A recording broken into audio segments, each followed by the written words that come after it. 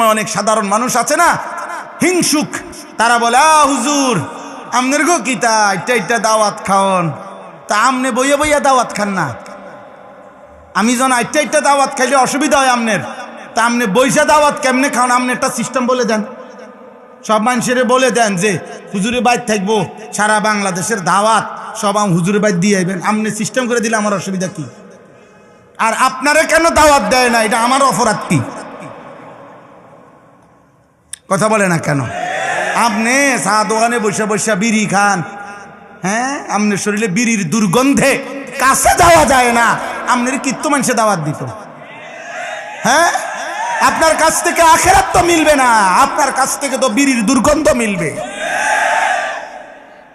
আপনি গপ মারেন বইয়ে বইয়া, ফতুয়া দেয় চা দোকানে বসে। আরে হুজুরের মধ্যে তো 13 ফেস, হেবড়া কয় হুজুররাই তো দেশটার মধ্যে ফেস লাগাইয়া রাখছে। এক এক হুজুর এক এক কথা কয়, আমরা কোন দিকে যাবো? না আপনি চা দোকানে বইয়ে থাকবেন, যাবেন কেন? এখানে আপনার একটু পরে বন দিব, চা দিব, বিড়ি দিব, টেলিভিশন চলতে আছে, নর্তকী না আছে, আপনি অন্যদিকে যাইয়া কিনবেন। আপনি এনে বসার থাকেন, লইরেন না, আপনি জাগাতে লইরেন না, আপনি বিড়ি খান বসে, ফালতু কথা কারবে না। হ্যাঁ বেড়া এনে বইয়ে বইয়ে বুদ্ধি দেন। হ্যাঁ, আপনি কাকে বুদ্ধি দেন মিয়া? ফাইজলামি করেন, কাকে বুদ্ধি দেন? কোন হুজুরে কি ফেস লাগাইছে? হুজুরদের ফেসে বইরা বিড়ি খান। যে হুজুর একটা ফেস লাগাই রাখছে, আমার 2জন হুজুর আইয়া কইলো খাইতাম, আর 2জন আইয়া মানা করলো। আমগো ফেসে নিয়ে আপনি সুদ খান, আপনি যাই যে 30 বছর কিস্তি নিলেন, সুদ খান, আমরা হুজুরগো ফেসে পইরা। হ্যাঁ, কথা বলেন না কেন? একটা সুদখোর বলুক, একটা কিস্তিখোর বলুক, বেটা আমরা এই ফেস লাগাইছি বেটা, তাইলে আপনি সুদ খান কেন? আপনি কিস্তি নেন কেন? বলেন মিয়া।